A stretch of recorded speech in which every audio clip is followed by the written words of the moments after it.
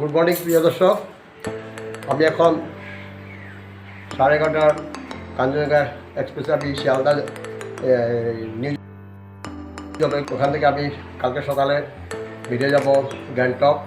3 দিন থাকবো। গ্যাংটক থেকে আবার দার্জিলিং আসবো। দার্জিলিং থেকে নেপাল বর্ডার এসে আমার ট্যুরটা এখানে শেষ করে তারপরে আমি শিলচর আসবো। সবাইকে ধন্যবাদ দিলাম। Bye bye, tata. Good morning বন্ধুগণ, আমার বেশি সময় নেই, আমি এনজিপিতে নেমে যাব।